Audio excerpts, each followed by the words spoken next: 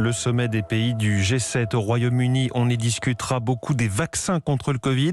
Joe Biden arrive avec une promesse, 500 millions de doses pour les pays pauvres. Le président américain qui avait aussi demandé la levée des brevets sur les vaccins. Mais de son côté, l'Elysée cherche à rappeler que l'Europe était en pointe sur ces deux aspects bien avant les États-Unis. Jean-Rémy Baudot. Oui, car Emmanuel Macron, hier soir, lors d'une conférence de presse à l'Elysée, a émis quelques doutes sur les promesses des États-Unis. J'attends d'avoir la proposition précise américaine. Elle n'est pas mieux disante, elle est moins précise. Le président français ne croit pas que Washington imposera une levée définitive des brevets sur les vaccins Covid, alors même que les États-Unis ont attendu d'avoir vacciné une grande partie de leur population avant de partager leur dose. Autre point important sur lequel la France attend des réponses au G7, les blocages américains sur l'exportation des composants nécessaires à la fabrication de vaccins. J'espère que ce sera une avancée du G7, parce que là c'est un blocage américain. Ce qui, pendant des mois, a empêché le Serum Institute of India de produire pour lui-même et pour l'Afrique, ce sont les restrictions à l'export mises par plusieurs économies, dont l'économie américaine. Emmanuel Macron l'a dit plusieurs fois, il se réjouit que les États-Unis reviennent dans les instances multilatérales comme le G7,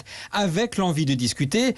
Mais pour être certain que Joe Biden prend bien le contre-pied de Donald Trump, la France demande des clarifications sur ses promesses. Les Américains, dans les prochaines heures, vont arriver avec une proposition écrite et on va regarder ce qu'il y a de plus efficace et de plus ambitieux. Comme souvent dans ces sommets internationaux, les discussions vont être longues et vives pour arriver à un accord signé par tous les participants.